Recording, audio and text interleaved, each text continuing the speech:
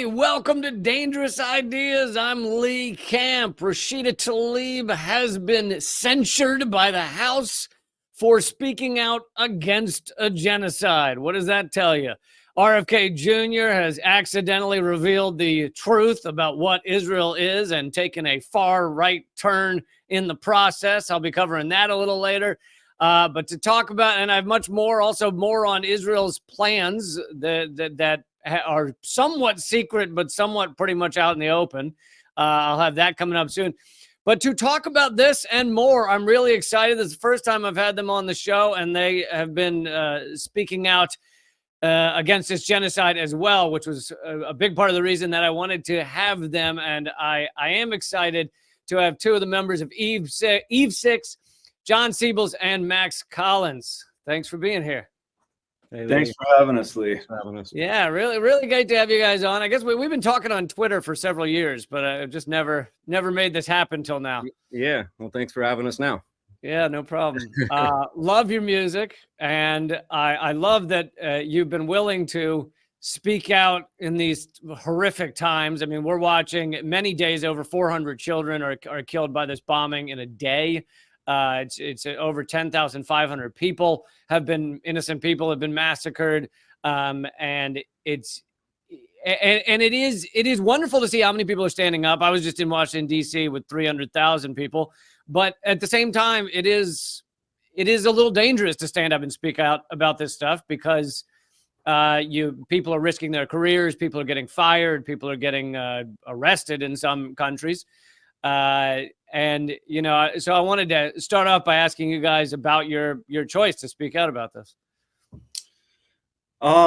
Yeah, I mean, I think, in some ways we're in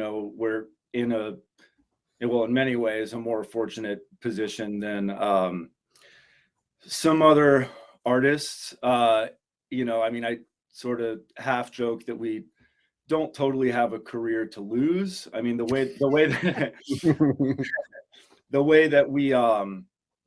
that we're doing our band right now is pretty self-contained. We don't have a label. We don't put anything on streaming services.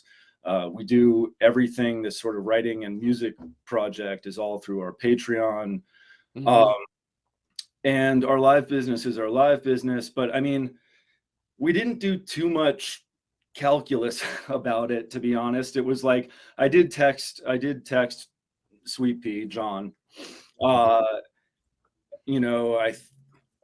think it was like on the 9th, and I was like, I think I got to say something here. I'm sure we're gonna get, there's gonna be some blowback, and John was like, please.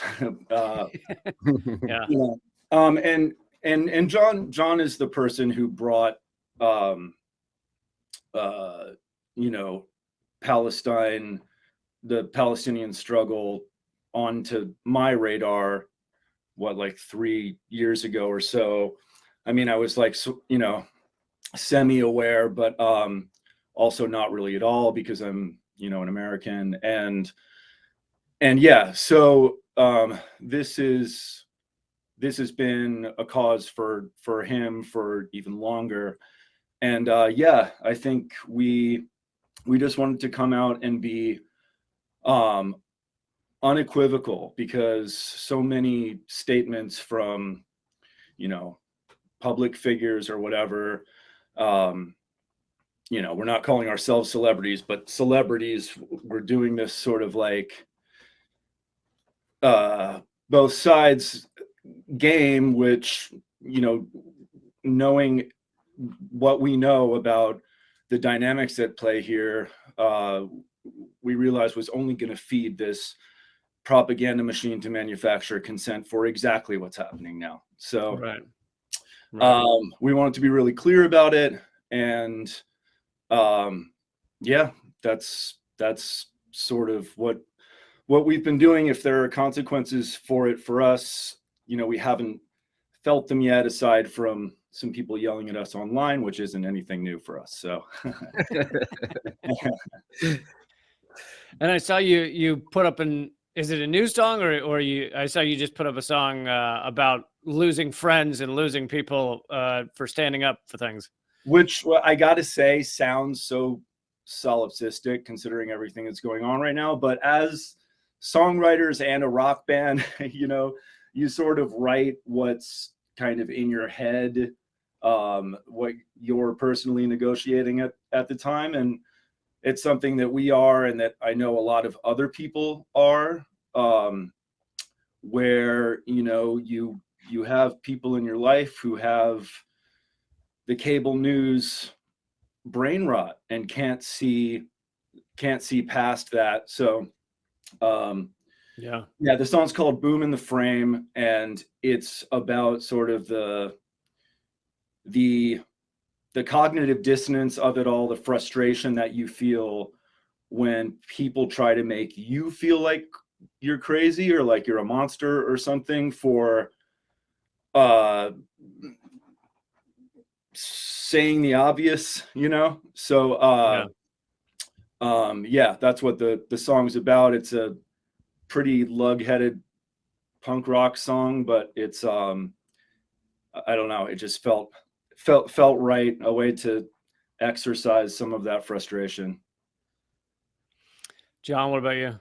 Yeah, I was just gonna say that it kind of worked out perfect because we've been chipping away at this for the last, I don't know, two or 3 weeks, getting it finished. But we've been involved with this Artists Against Apartheid movement, and tell me about that. Yeah, so it's basically just a collective of artists and cultural workers. So anything from, actual fine artists to poets to writers to, cultural workers or whatever. And we had a letter that was the first thing we put out, which has over, I don't know, probably getting up to like 8,000 signatures so far. Nice. Of all artists and cultural workers from all over the world. So today being the Shut It Down for Palestine day, it worked out perfect that we could drop the song. And yeah, if you are an artist of any sort, you can go to againstapartheid.art. Sorry, againstapartheid.art. That's also the Instagram. You can sign on to the letter. You can see all the things that are being done today. There's like I think 100 posters that were made by different artists that you can download. Like they're just really beautiful posters for Palestine. I think that the idea is just trying to bring that cultural movement to the situation now, in the tradition of Nina Simone, Paul Robeson, like these artists that were involved in struggle, and that's one way that we can get involved as artists who are not artists that we're comparing ourselves to in any way. Yeah, no.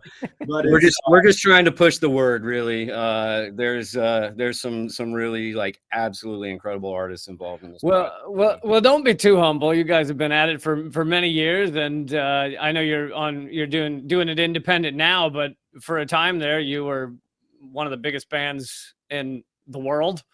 And why do you think so? Having that insight into what the industry looks like, and both indie but also with these big labels and how the machine works, why do you think there's really so few musicians like standing up on this issue? I know there are some, so I don't want to act like there's none, but considering how many big musicians there are out there, why is there so much silence? Because there are real consequences, I mean, even someone like Roger Waters, who you'd think if anyone could be impervious to, getting throttled by the corporations that he's affiliated with, it would be him. But I know that he's had to deal with, I don't remember the specifics, but stuff with BMG not wanting to collaborate with him, something along those lines. Yeah, I think. Yeah, no, and they were able to knock several of his corporate sponsors for his tours out. Yeah, he's had a lot to deal with. Yeah, yeah. I mean, there are consequences, and that scares artists and people in general who have jobs, and they don't want to lose them, and they can't afford to lose them. And I sympathize with that to a degree. But what's happening right now is so fucking insane and brutal, and it's a genocide. We're all seeing it. Um, you know, yeah, it's for us. Like I said, I think we have less to lose than some, and it's also just a matter of, being able to sleep okay at night. Like, we got to do what we can, and social media feels like the bare minimum, of course, but I do think in this moment, it's one of those moments where it just might count for something. So we're doing what we can do. We're marching, we're posting, we're making our rock and roll songs, and that's sort of the extent of our sphere of influence at the moment, but at least it's something. Yeah, absolutely. It does feel like it's one of those moments where you just got to do everything you can and throw all the shit at the wall and see what works. Any thoughts on this hilariousness of Rashida Tlaib being censured by the House, basically for being the only one or one of a handful out of hundreds of politicians in the House to actually say anything against this genocide? Yeah, I mean, it's so grotesque, on so many levels. The one Palestinian American in Congress is, getting humiliated by her colleagues for saying, my people are human beings and they're being killed right now. It's absolutely insane. And I do think that, being censured by people who are actively promoting, encouraging, and apologizing for genocide means you're good and right. And I think most people see that. I mean, most Americans, see what's going on right now, regardless of political affiliation, and want a ceasefire. So it's just a pretty, it's crystal clear right now. Not that it hasn't ever been before, but that we have a government that doesn't care about the will of the people, and is going to do their land grabs and resource extraction and destabilization regardless, until and unless the people make that so uncomfortable for them that something changes. I think we are at a turning point too. Like I don't think this project of colonization can continue forever, and it absolutely like shatters me that like just all of the people dying and all of the destruction. And I mean, it's just it's really been fairly debilitating. But on the same hand, it's like I think that there is going to be a change here, and I think that the Palestinian people will get liberation, and I think that they will get their land back, and I think that this, as a national liberation struggle will succeed. So if there's any optimism, it's that to me. But damn, in the meantime, it's just really really awful. Yeah, I've said something similar about like, well, if there's any silver lining to this, it's that we're seeing the propaganda fall apart. We're seeing a lot of the world realizing exactly what that situation is. I mean, most people now know Gaza's an open air prison, and most people know far more about it now than they did a month ago. However, it's kind of ridiculous to be like the silver lining of a genocide. It's Yeah, you exactly. can't even hardly talk about it. Like, Yeah. Yeah. I do think though, just we're at the propaganda line right now. The U.S.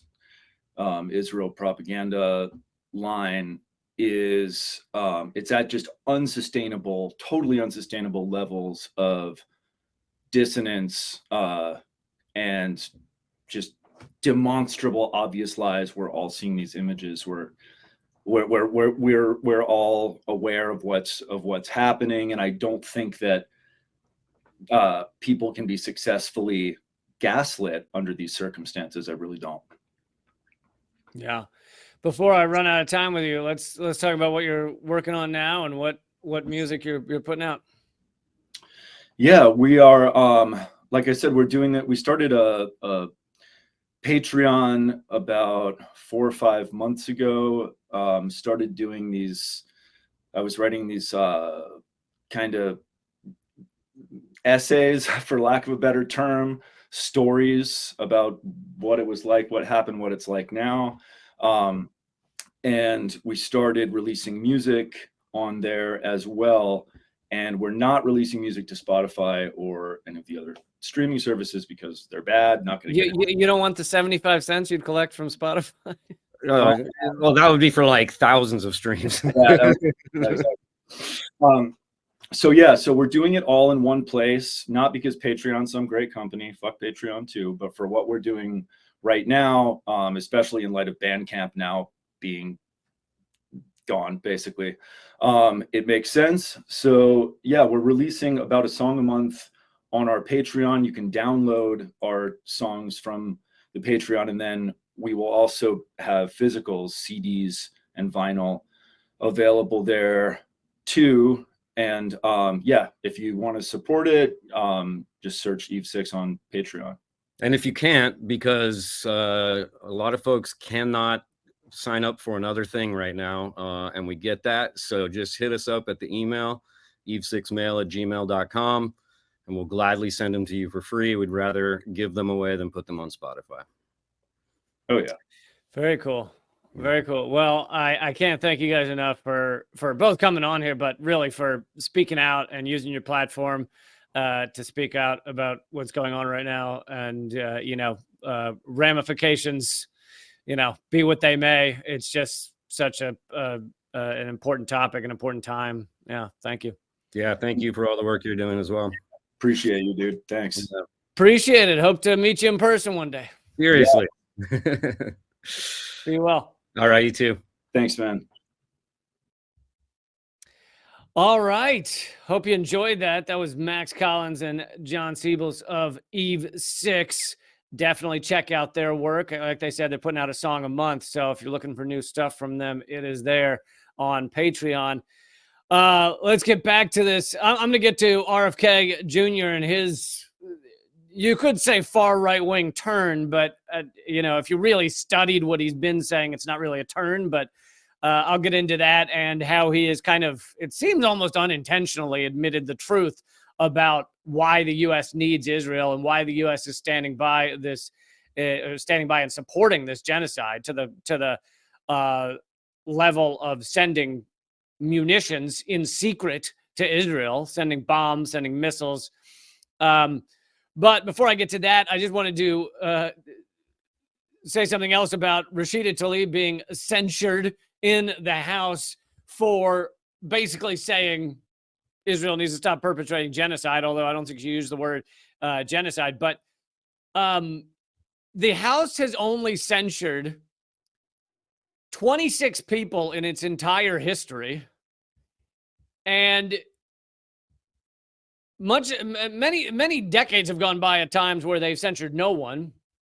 They had large chunks of like 40 years where they didn't censor anyone. And the censure is just like a public rebuke. It doesn't come with any ramifications, but still they don't use it that often. And the second one they ever did, 1842, was against Joshua Giddings for putting forward an anti-slavery resolution. For standing up against slavery, the House censured a representative. And that tells you a lot about how people are treated when they're going against the status quo of the horror show that is our government. When you are there saying, hey, we need to stop slavery, when the U.S. had slavery, you were not treated well. And when you are there saying, hey, we need to stop allowing Israel to commit genocide against Palestinians, and that is not the policy of the U.S. state, of the U.S. empire, then you are not treated well. And so it does not mean you're wrong. It often means you're in the right. But then there's also much of their censoring has been for truly horrific shit. Like you have 2 Congress people in 1983 for, it appears to be having sex with a House page. Now, I need to look into this story, I feel like, because it's a Republican and a Democrat who both had sexual conduct with a House page. And I don't know if it was the same page, and was it all 3 of them at once, and was the page underage, and there's a lot there. But then there's also like 1856, Lawrence Kite was censured for assisting in the caning of Charles Sumner. Many of you know that Charles Sumner was beaten with a cane on the floor of the House, and this guy apparently took part in it. So you have much of the censoring, and then there's like fraud and bribery and stuff. Much of the censoring that goes on in the House is for truly horrific stuff. And then there's Rashida Tlaib, who's censured for standing up against the genocide. Just totally preposterous. Okay, let's get to RFK Jr.'s comments, which are honestly a little hard to watch. But I've been mentioning basically since he started running that on Israel. This is way before October 7th. On Israel, he is farther right. I mean, he's practically farther right than Netanyahu. I mean, he's spouting complete lies that are easily debunked about Palestinians, about Israeli policy, etc. But beyond that, he has admitted the true reason that one of the biggest true reasons that the U.S.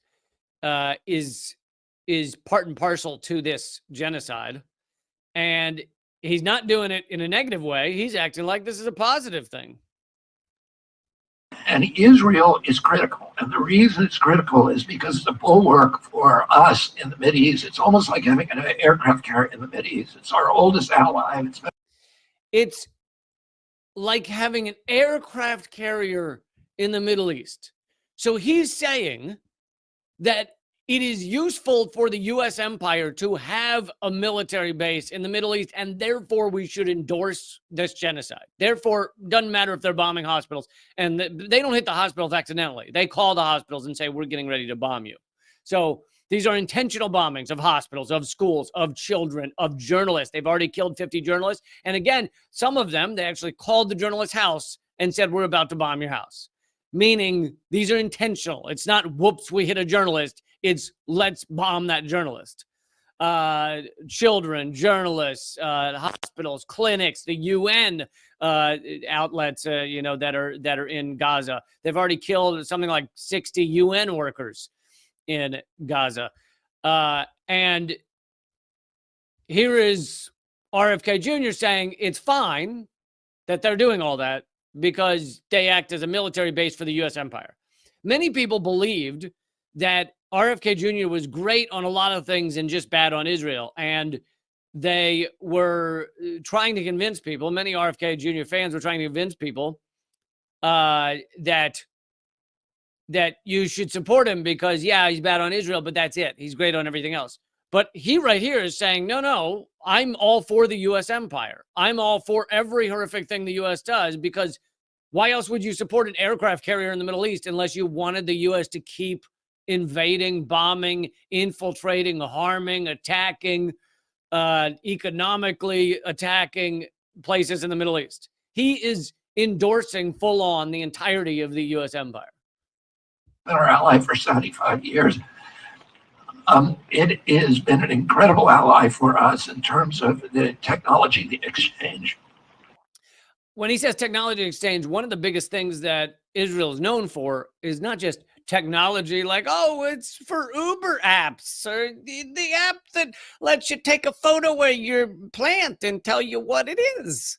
No, it's the technology that's coming from Israel is surveillance technology. It is surveilling your own citizens. It's surveilling those you keep in open air prisons. It's surveilling those you keep in prison. It's also policing technology, fascist level policing technology. He's endorsing that. He's saying, look how important Israel is. They send us fascist surveillance technology.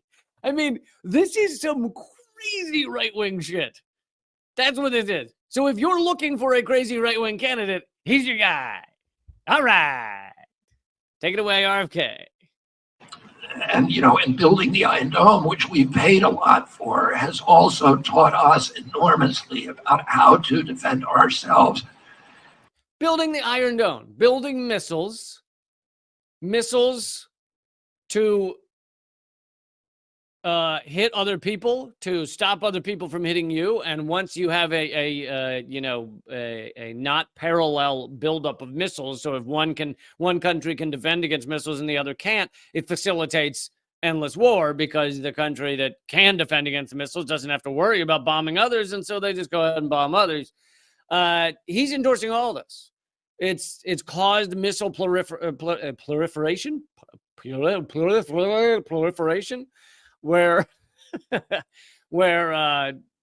you just keep each country's building up their stockpiles.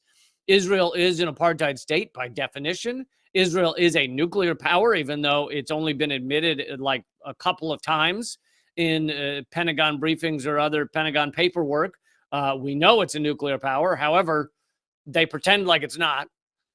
And he's endorsing all of this. Like, please, someone point to me the moment that RFK Jr. said any of this is a problem. The moment he said, even if he were doing the two sidesism, the garbage two sidesism that some people are doing, where they're like, look, both sides should just not kill children. And if they adopt that, then it'd be fine to have an open air prison and fine to have an apartheid state. He's not even doing that. This is some far right-wing garbage. Add-on for missiles. So those military expenditures are all going. 75% of it goes to U.S. companies under the agreement, under the MOU.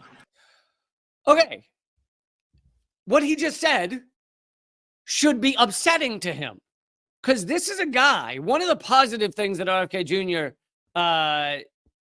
Has said, and one of the reasons he seemed like something to talk about when he first entered the race, is he talks about how corporations control our government.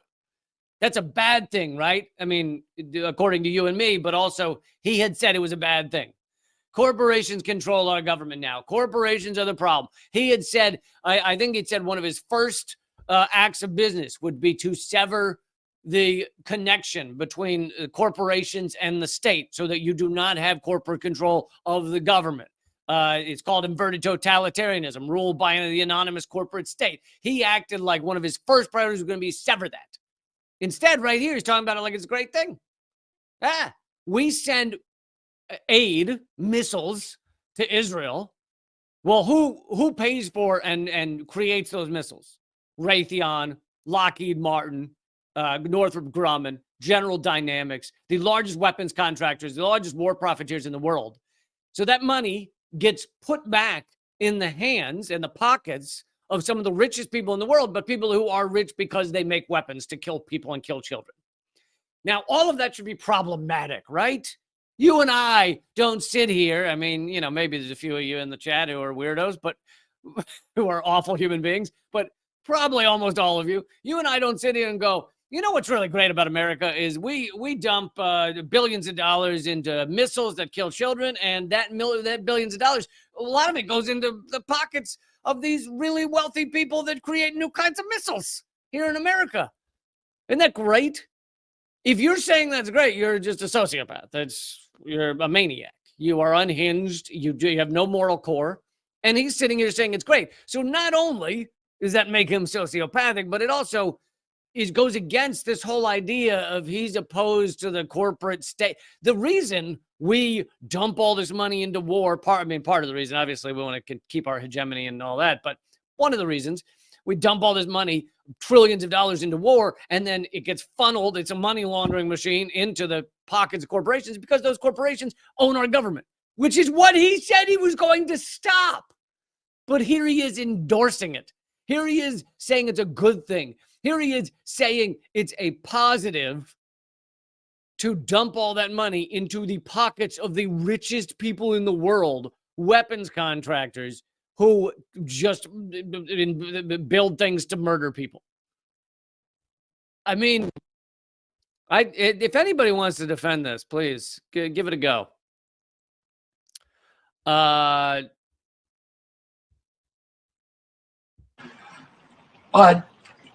if you look at what's happening in the Mideast now, Iran is now the closest allies of Iran are Russia and China. Iran also now that's largely why are the closest allies Russia and China? Well, largely because we have tried to cut Iran off from a lot of the world. We have had economic war on them. Why do we have an economic war on Iran? Is it because they're so evil, or is it because they don't facilitate our hegemony? They are a powerful entity in the Middle East. They have a lot of oil. They are out of the control of the U.S. banking system. It's not because they have done evil things that, like, even though we pretend that, right? We tell everybody, oh my God, Iran's so evil. Not to mention, he is RFK Jr. in this conversation is giving in to all the garbage, nationalistic, just bullshit that is sprays out of the faces of both Democrats and Republicans. He is saying all of the worst right-wing dumpster fire crap that is everything the Democrats and Republicans high five on. And this guy's supposed to be different? This guy's supposed to be different from them?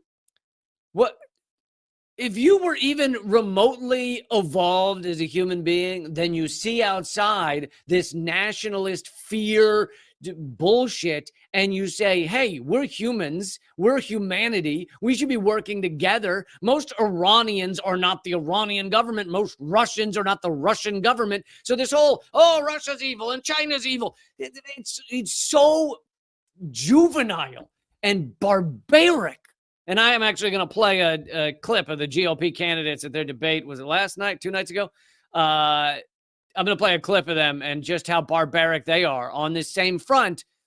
But he is exactly the same here. I mean, exactly the same. There's no daylight between him and them on foreign policy. So why would you ever support him? If you want to support this kind of garbage, this kind of dumpster fire, then just vote for a fracking Republican. What? Controls all of Venezuela's oil. Hezbollah is in Venezuela. They have propped up the Maduro regime. Okay, now he's even talking in the language and the terminology of ridiculous U.S. propaganda, like ridiculous U.S. propaganda, right? It's the Maduro regime. Why is it a regime? Oh, because it's a country we don't like. That's what makes it a regime. It's not the Biden regime. It's not the Netanyahu regime, even though Netanyahu's been in power with a couple of years off for like 20 whatever years. Regime is only used to promote dumb, idiotic, juvenile, simplistic U.S. foreign policy propaganda. And here he is spitting it out of his stupid face hole. So he's just going along with all the anti-socialist country bull. Like, why is it, do you think, the U.S. hates Venezuela? Again, is it that they've done so many evil things?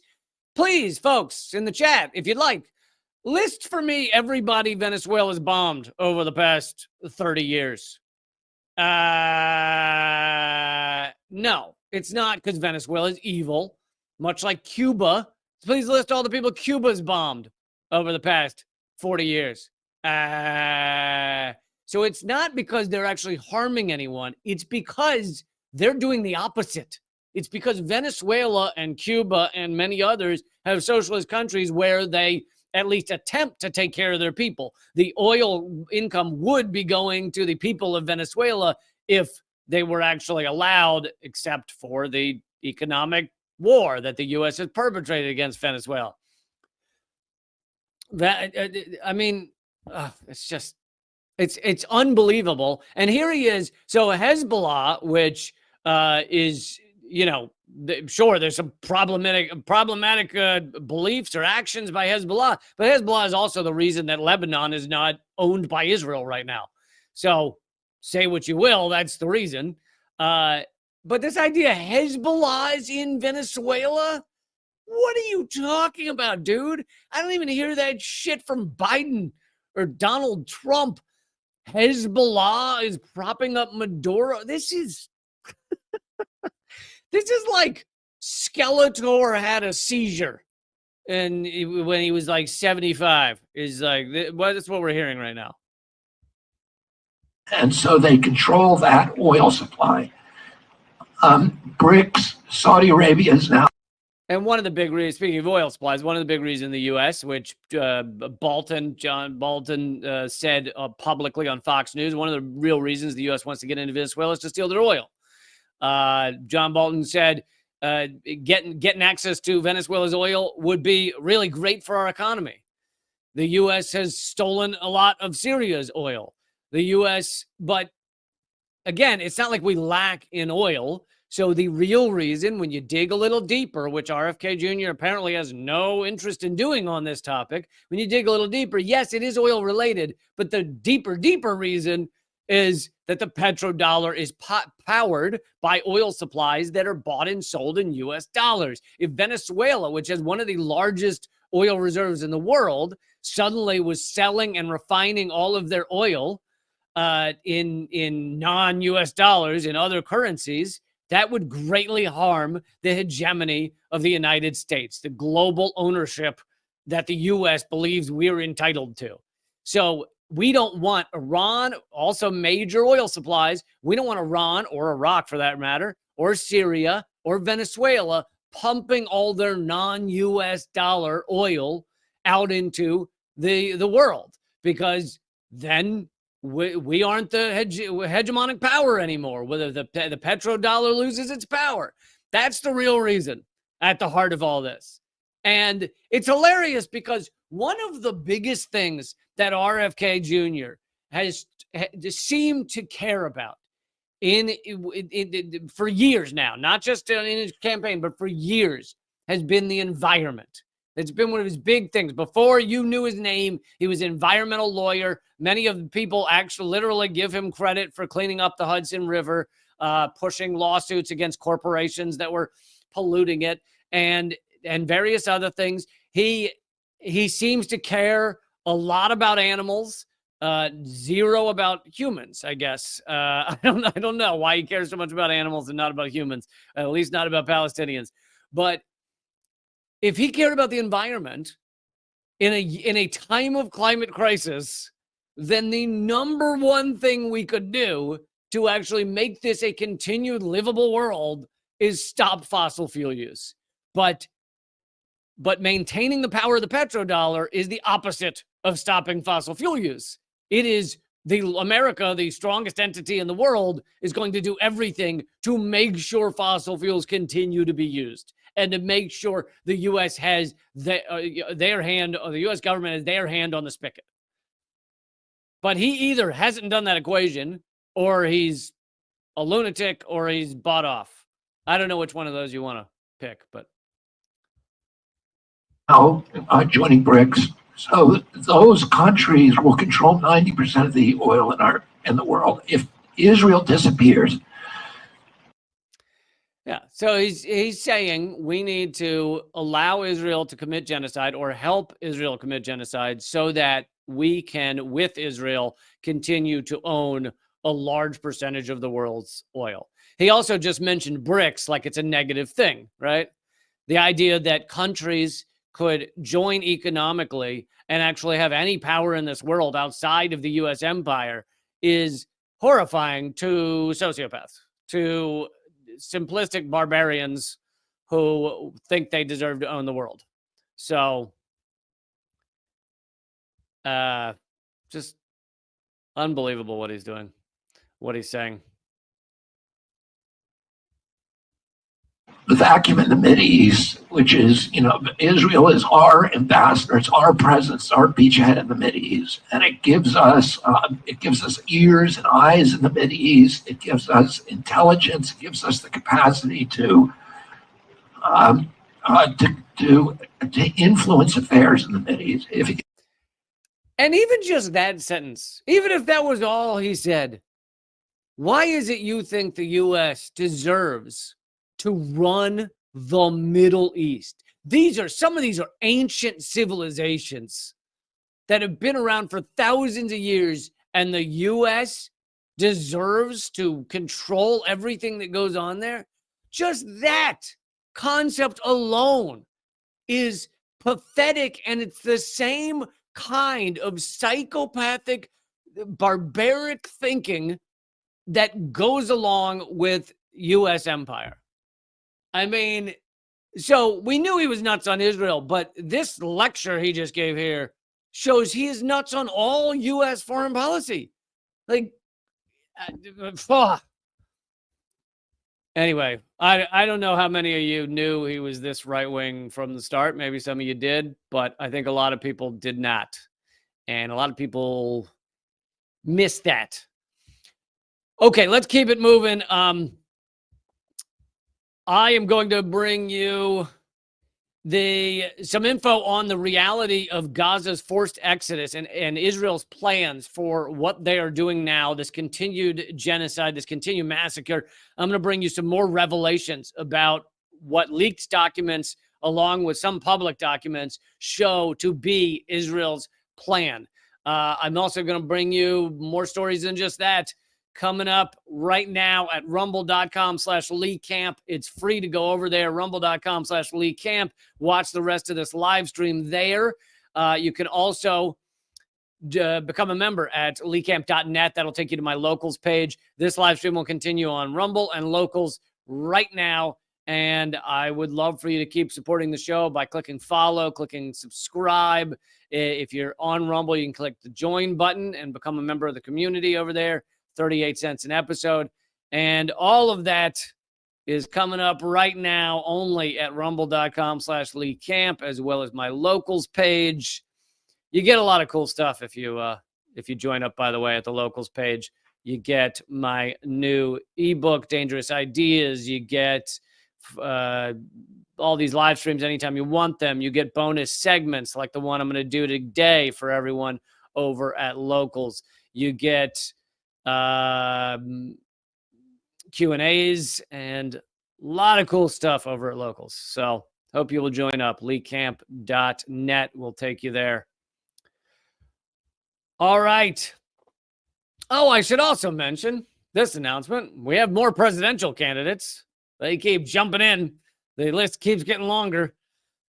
So right now we have two presidential candidates that are saying free Palestine, that are standing up against this genocide.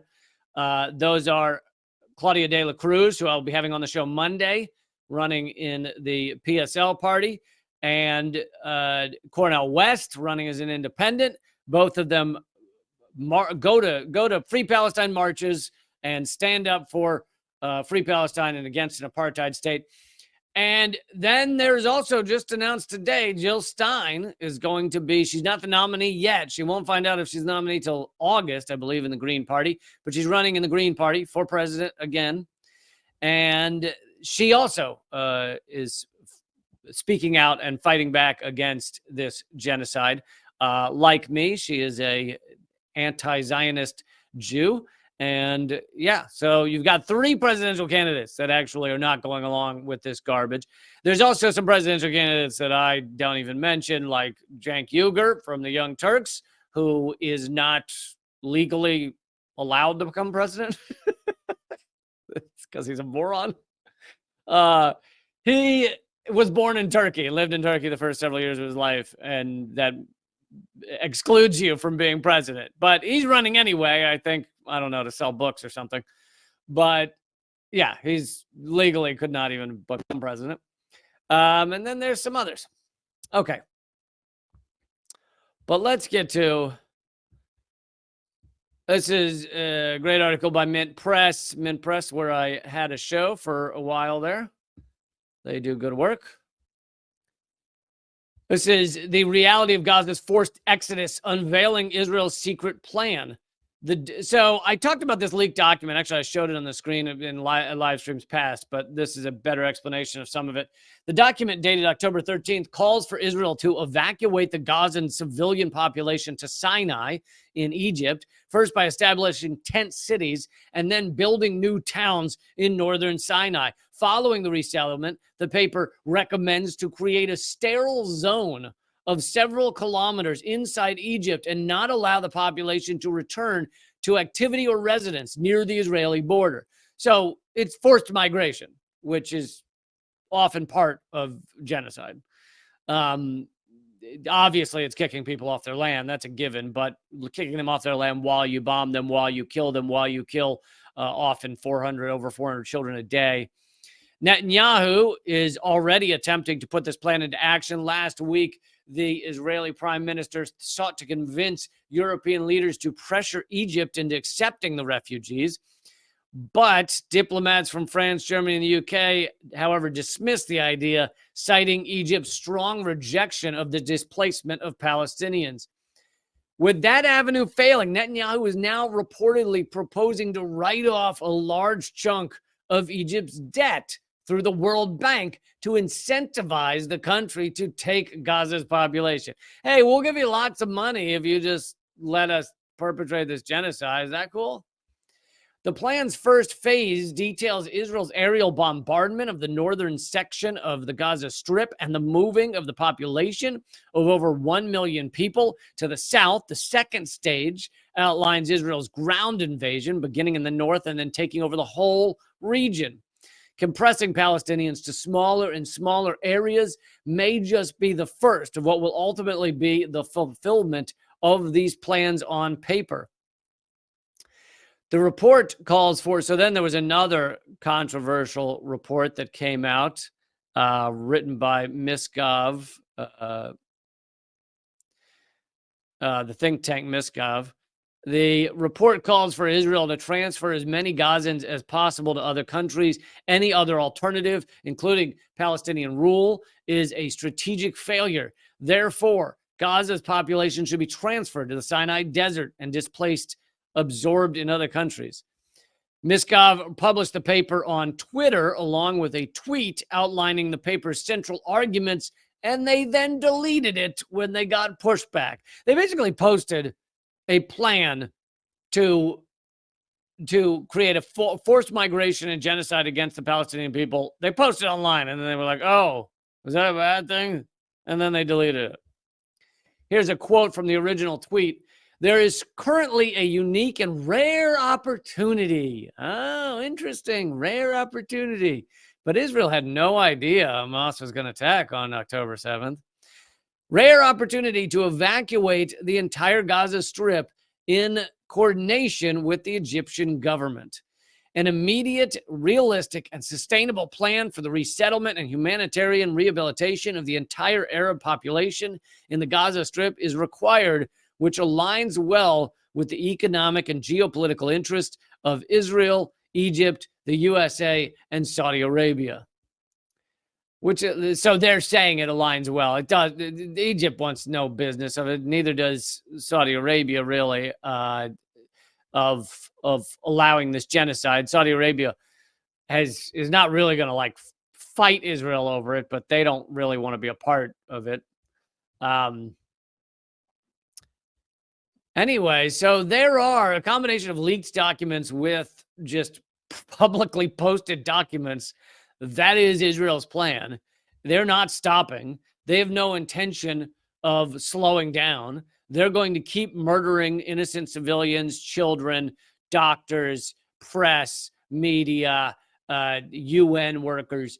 Their plan is to continue that until they can take over all of Gaza. That is their plan. And the U.S. is facilitating it, not just in public statements, but also in secret weapons shipments. U.S. weapons transfers to Israel shrouded in secrecy, says The Intercept, but not Ukraine weapons shipments. 1 month since Hamas's surprise attack, little is known about the weapons the U.S. have provided to Israel, whereas the Biden administration released a 3-page, and by the way, this is supposed to be public because you're supposed to be publicly accountable to people. You're supposed to be publicly accountable to Congress on weapons shipments. But so the Biden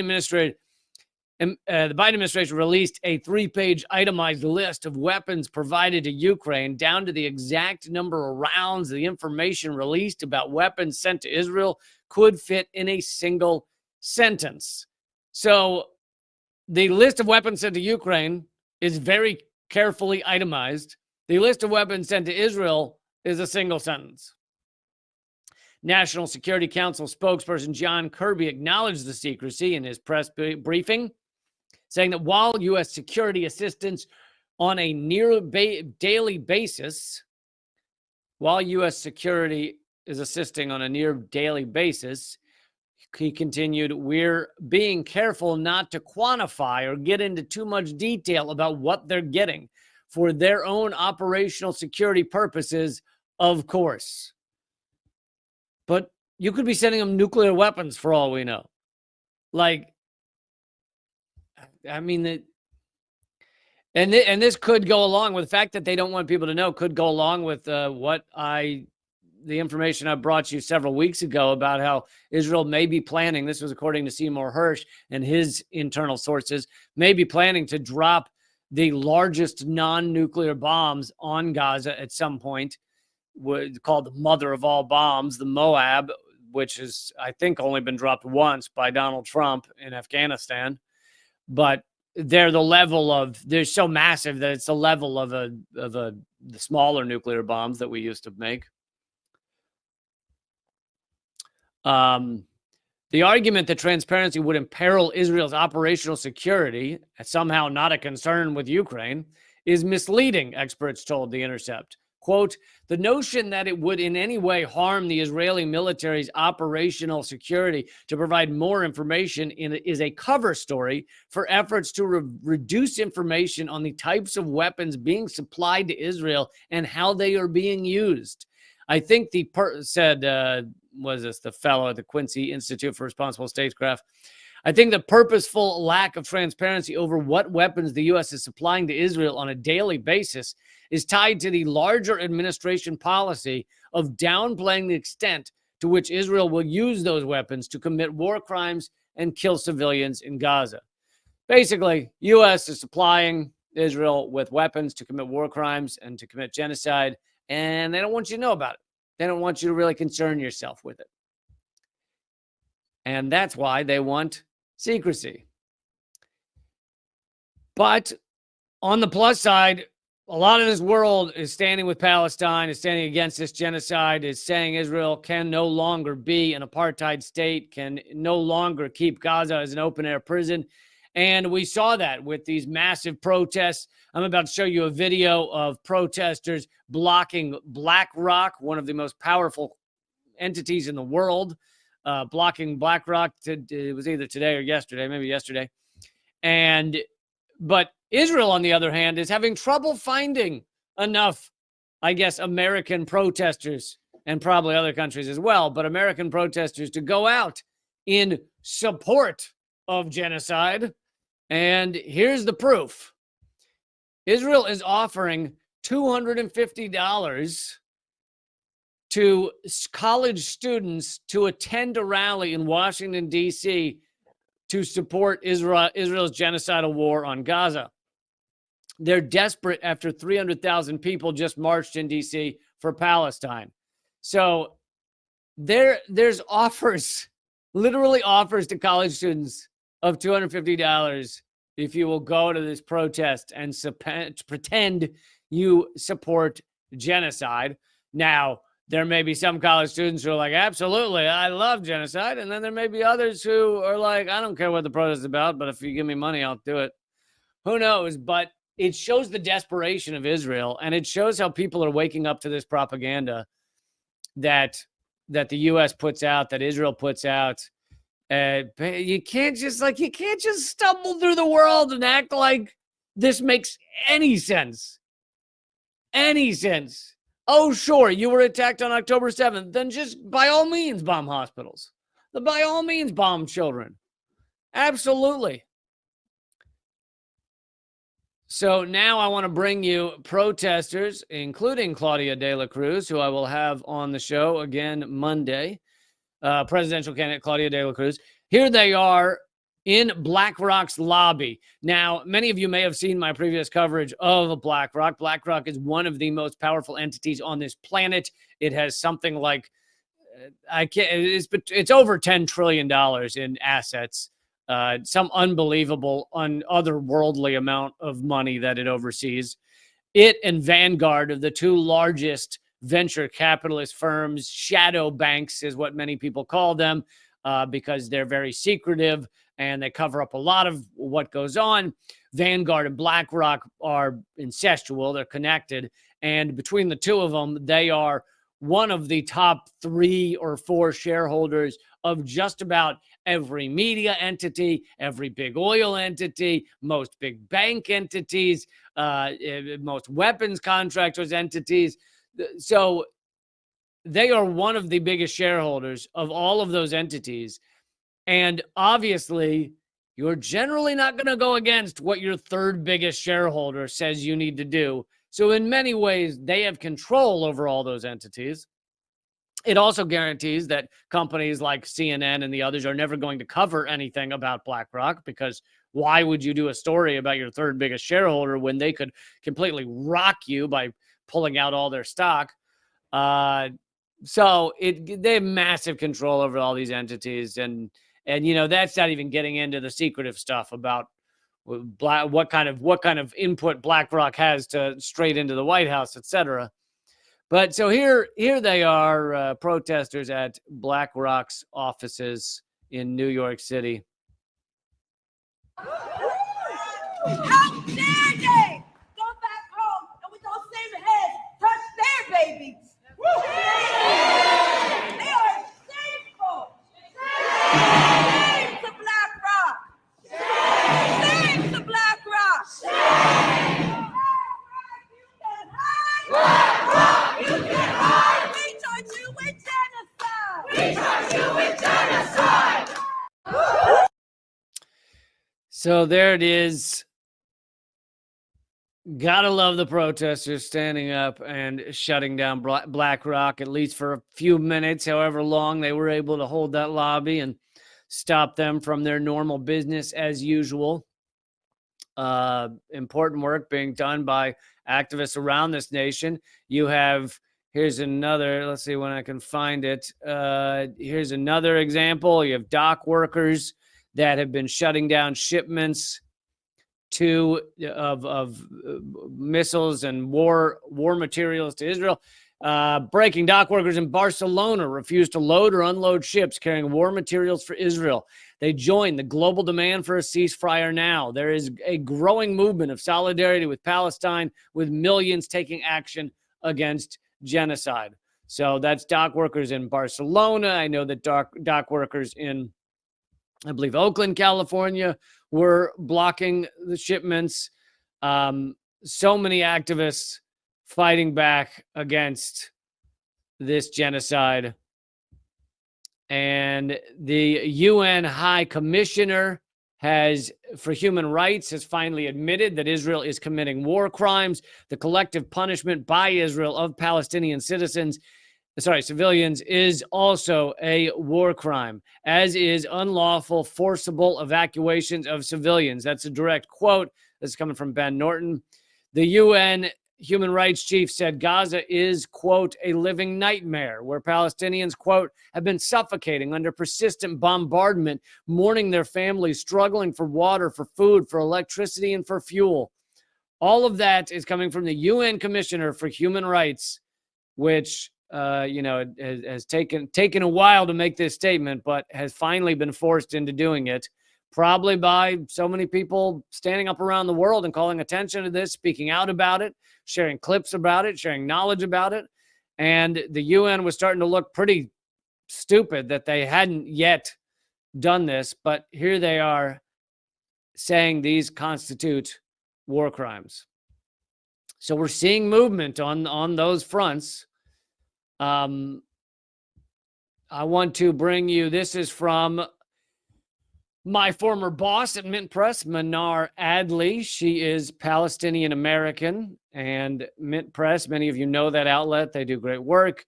But here she is speaking about her thoughts on what is happening right now. And I know this has been very hard on her to see this, as it is many people, but not all of us have a personal connection with Gaza.